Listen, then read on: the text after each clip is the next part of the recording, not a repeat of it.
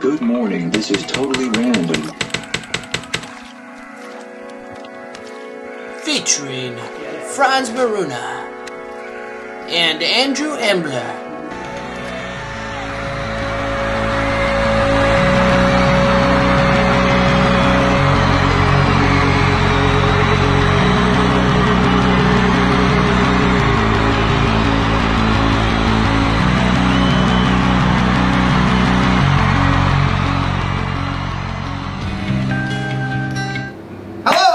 Welcome to Totally Random. This is Andy. Howdy. I'm Franz. This is your periodic show about concrete5, the really cool content management system that you can use to build websites. Today is a day towards the end of January. It is. And we are here. It's warming up a little bit in Portland, which is nice. The entire city has been sick, and people are getting healthier, and it's great stuff. Do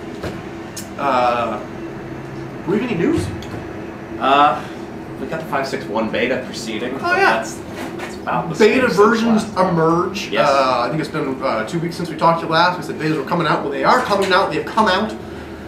You can get the latest beta on the developers page. If you go the to downloads the page. downloads page Just of the developers. underneath the state. Yeah, right under there. Yes. Oh, here we go. We're gonna look at it. Boom. Developers.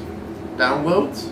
Scroll down. Below latest stable. Latest developer. There you go. You should get that. You should go and download it. I think we're having other ones going up later today, Yep. right? We are doing beta B2? 3 today. B3? B3. Wow. We actually added a few little upgrade tweaks. So in midstream, I switched it to B3. Nice. Some sites we were working on. Yeah, so bunch of interesting stuff in there. The end user experience, as it is just a small point release. Yep. On the number, you can tell. You know, it's not going to be a massive change. There's no new. We didn't change the background picture of the day into a background video of the day. Have no fear. But some really good performance improvements under the hood there. Yes. So we would love it if you could test that out and make sure that's still happy with any add-ons that you've built, any configurations that you've made in your site, all of that, because we're pretty much just responding to bugs and trying to clean things up in Git so we can call that official. And the beta process has been really good for that. There have been a number of things that we fixed since we fixed the beta 1 that will be going up today that, you know, they'd be pretty big deals if they were released to. It's like we're having an emerging technical issue in the background involving water and electricity. That says he's and an oncoming train. Oh wow, look at that. Things are going okay back here. Okay. It could be better. Wow. Okay. I think Greg Joyce is about to make a great choice or two. To save your life.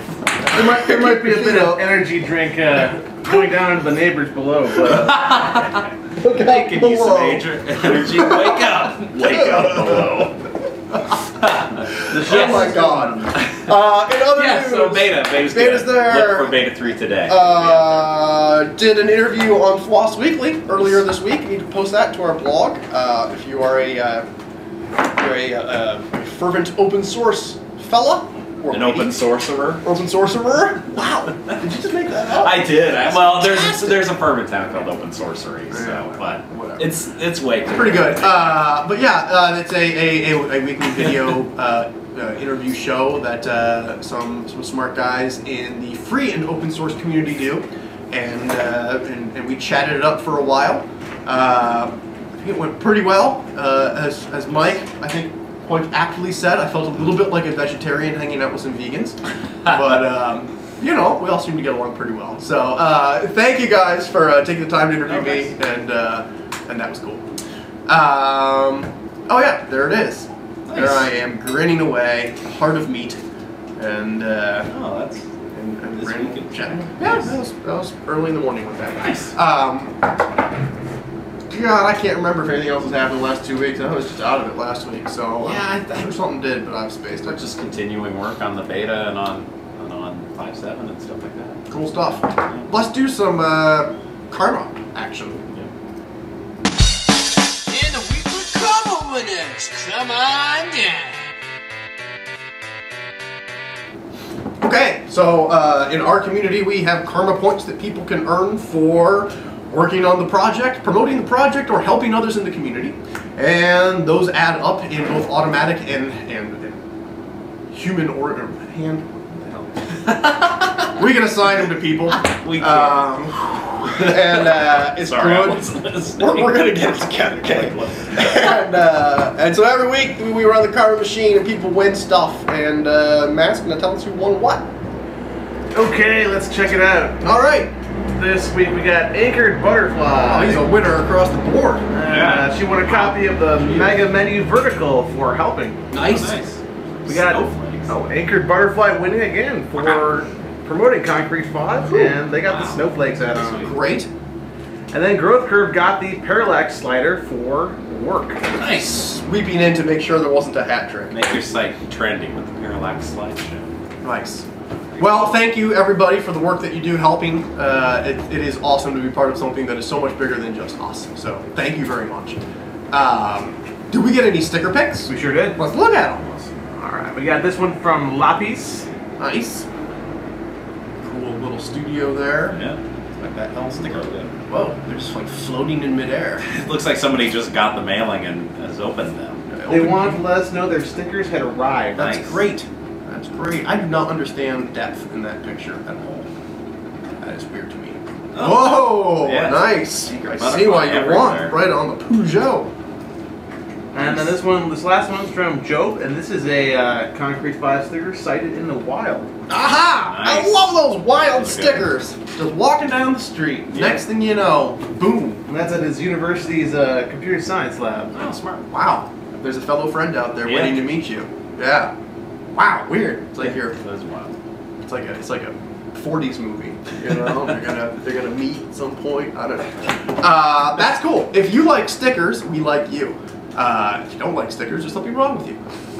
If you would like free stickers, we'd like to send them to you. All you need to do is go to our swag page and scroll down to underneath Marketplace. Yeah, there you go.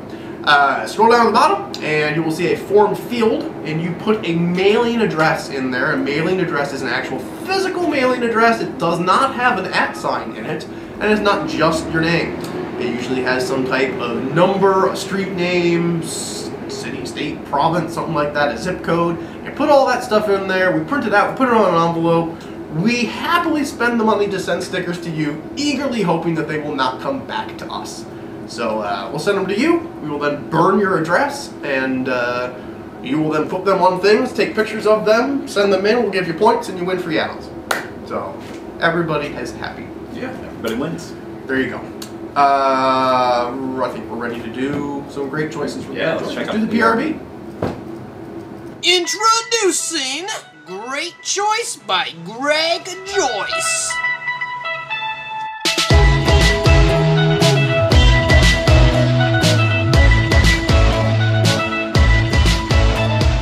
All right, that's good.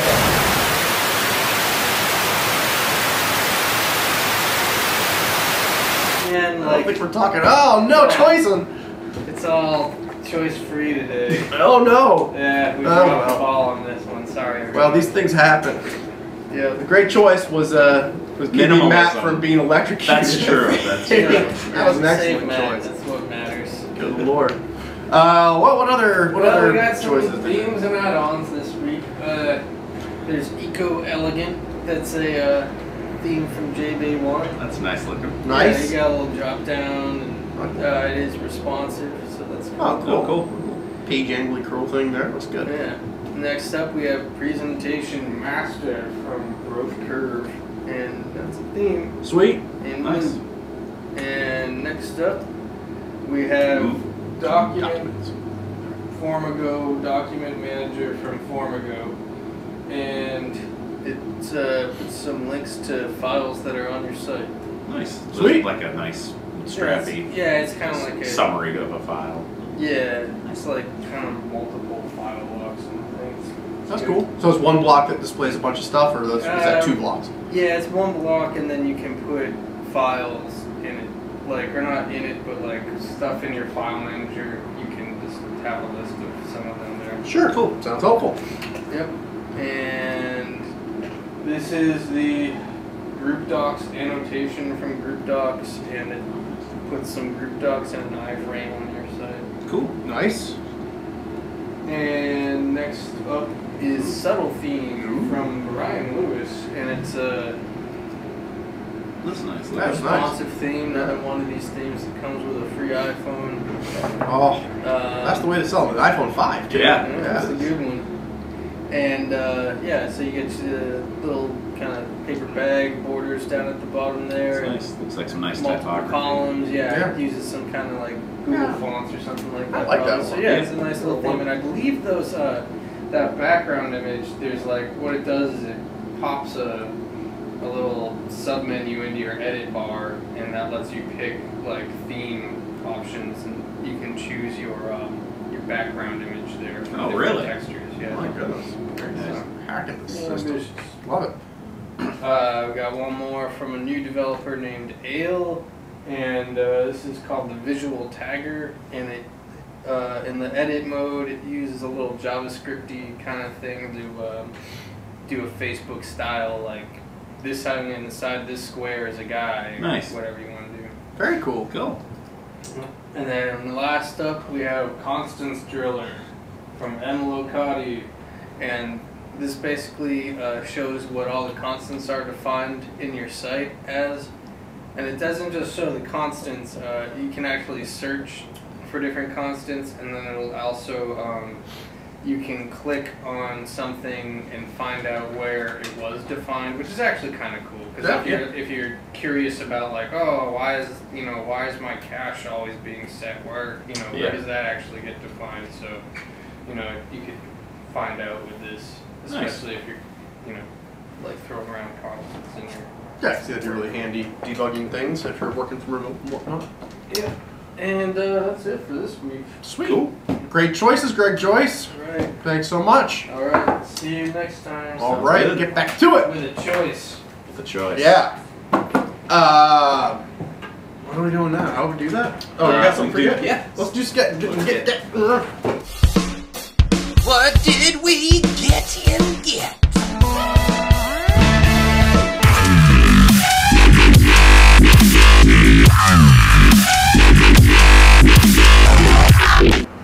Looks like Fight you're that monster. fighting the tentacles Good of fight. Sometimes wicked the monster. tentacles are overwhelming.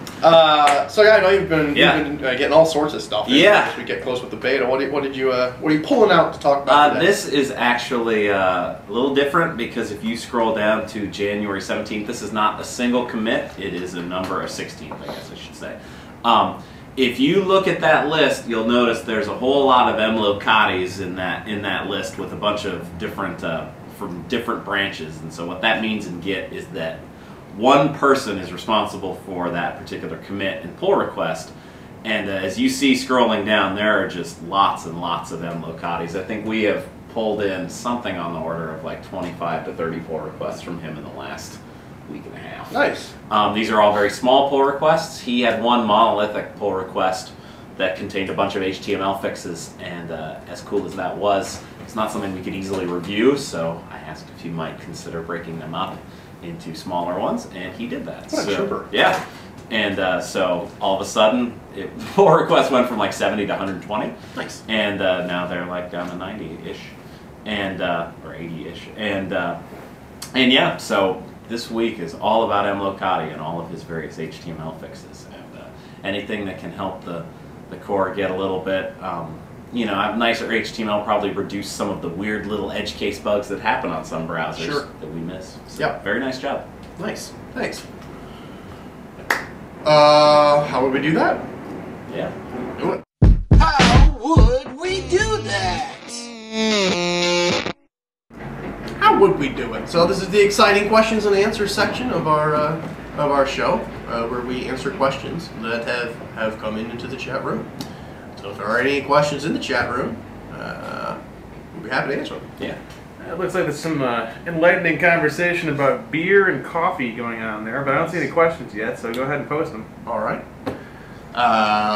We can share some how would we do that advice that we gave away for free yesterday to nice companies do some cool concrete5 work.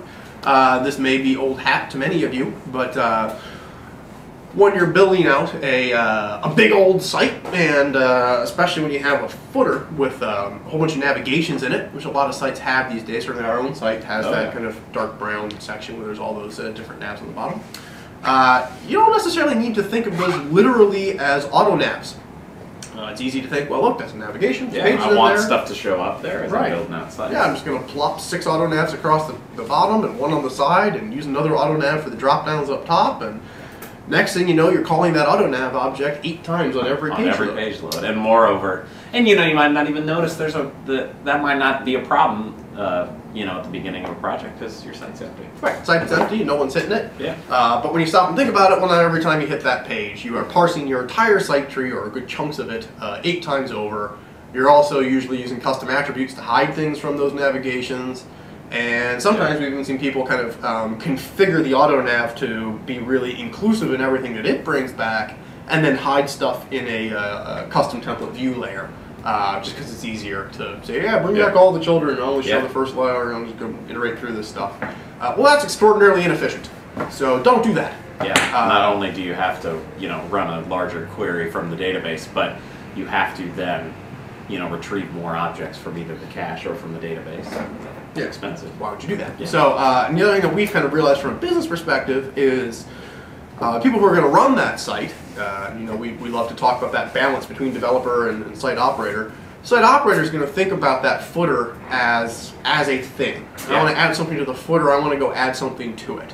And so while to a developer it might make sense that, if I add a page, there's a flag and I can turn it on and off, and that'll make it just show up in the footer, isn't or that cool? This part of the footer is the services part, and so naturally it should show pages under services. No. I might have a new page in services that I really don't want to feature in the footer because as a marketer, you kind of think of the Chrome of your website as I don't know what's the right metaphor. I mean, it is its own thing, and so you are. I think your creation mode is kind of like, well, I want to choose to put something in there when you're looking at it, more than when you're creating the thing. And the developer who was working on it had done a very good job on the site, but they had obviously encountered this problem and thought about it probably, we would say, the wrong way around. They created a bunch of custom attributes and used presumably their own custom templates to hide stuff from those footer areas. So you had not just exclude from nav, but exclude from footer left column, exclude from, and it's like... Which totally makes sense. Yeah. I mean, I wouldn't call it wrong. I would just say, you would consider, one might consider,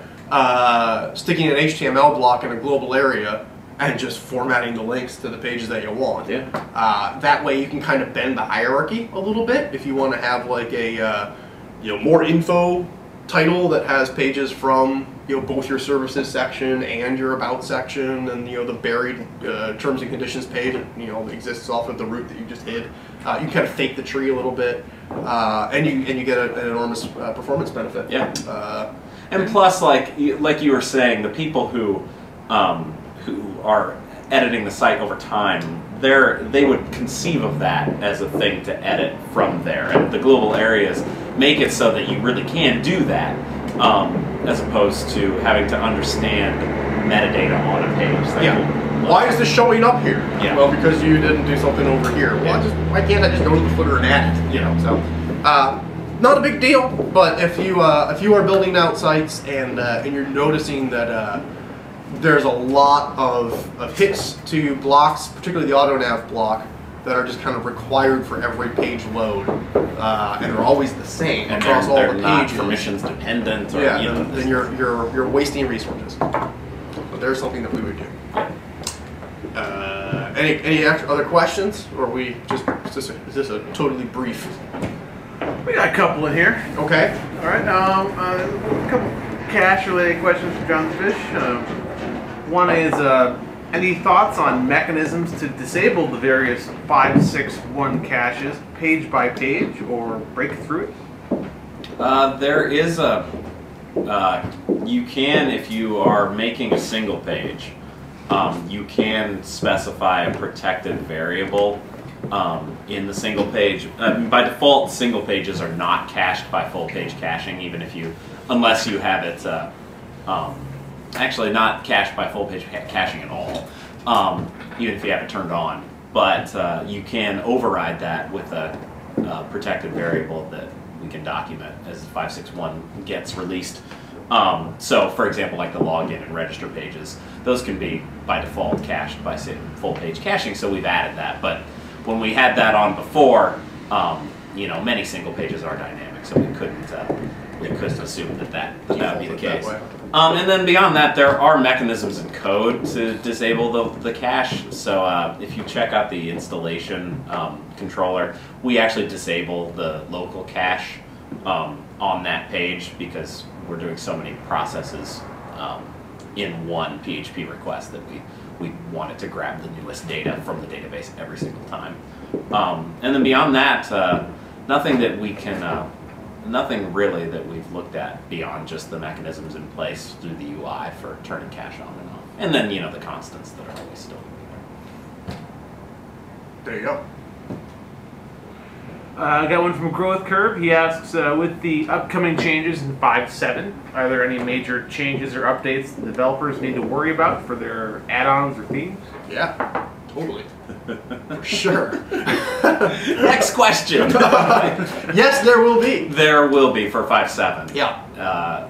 And so I would imagine as we get closer to that, we had a migration guide for 5.5 to Yeah. 5.6. I think we would probably. No, I really regret doing that. I think we should just launch it as fast as possible. No, we will. Don't worry. Yes, I think there. I mean, there is a rather extensive blog post in the in the open source strategy section of our blog about what we're thinking of for 5.7 now, and that is well worth the read. There you go. A notice. It is not just that. Scroll down through my verbosity, right? That's just me making disclaimers. All of those 5 links. That's what you want to read. Now click on that grid guide. That's the one that is gonna give the opportunity for all of our marketplace developers to do something new and exciting.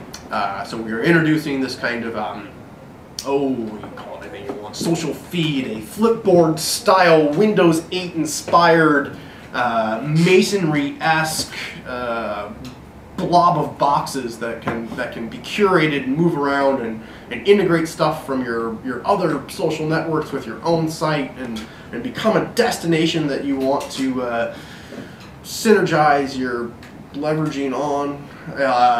It is actually going to be pretty cool, and so we're doing that, and we're kind of rethinking how layouts works with that. And it's going to be pretty sweet, but it definitely means that add-ons will have the opportunity to share data with it in new ways. So I don't think it's likely to break anything that works today. This isn't like an interface change the way 5.5 was, where it's like, gee, if you don't update your button labels, it might straight up not work. Yeah. There's a whole lot of new stuff you're going to Yeah, and it won't. Some of the stuff, while it won't break, it may coexist in a rather bizarre way, or it be in a confusing way, but I believe most of that stuff will be our own internal add-ons. Like, for example, we've talked about introducing the concept of putting discussions, or as we're calling it, conversations, into the core. If you have that, won't break the discussions add-on when you install it, but it could potentially lead to some weird crossover. Yes. But these are core add-ons that we're talking about. Yeah, there'll be some stuff like that. You know, there'll be opportunities to make your stuff a lot better so it works with 5.7. Yes. But, I think you're talking about, look, I got an image gallery on a page and I don't want 5.7 to break it. It's not gonna. Yeah. Correct. All that being said, yeah, as soon as we have that stuff to a stable spot where we're like, this is what we're doing and we're not changing our minds on it a lot, you'll know about it if you're paying attention online. And we will have a nice window of, at least a month or two where you can get your stuff updated. There's also some chat in that blog post under, I think, business changes that is worth your while to go check out if you're a marketplace developer, because there's some... we're going GPL, right? We're going GPL, yeah, right. There's some big changes, not big, but there are some ideas in there that are worth reading and thinking about, along with some new design ideas for concrete5.org and whatnot. Yeah, it's all in there. And there is a thread in, I think there's actually 2 threads, one in the leaders area that was pretty active after I posted that, and I think there's a chit chat thread as well. What else you got, Matt? Got a question from Anchored Butterfly. She asks, she's been building some websites in Hebrew, and some add-ons work fine, but others don't display Hebrew characters and or don't adapt to RTL. Any ideas why that would be the case? My guess is that they just don't have that language installed for the add-on. That would be my assumption. Yeah, I should see. Is that add-on? Is it? It might be an old add-on. It's not. Yeah. Multi-stringed out. It might be. Or they just don't have. They don't have a language file. They don't have language file. Yeah. I mean, if you can create those, custom ones for the package, even if it didn't come with one, you just have to put it in a languages directory inside the packages directory. But beyond that, we have had some issues with translation and add-ons with 5.602. So it's possible that this is something that is solved in the 5.6.1 beta, but my guess is that it would be. They just don't exist. Check if the language pack exists. Is there a language, is there like a free add-on or something that we offer that has a language pack that might be helpful? I don't know of any that have Hebrew support in them. All right, got a question for Corrupt Zero. They ask, Corrupto. Or Corrupto, sure. How would we add some controller action during a composer post? Could you be a little more specific? What you trying to do? Yeah.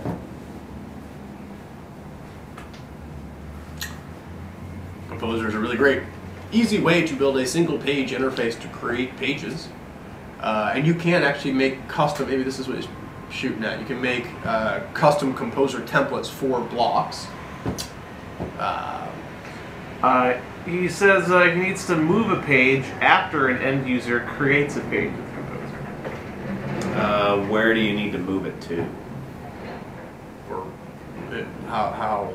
Is there a way you could just use the publish location functionality that's built into Composer?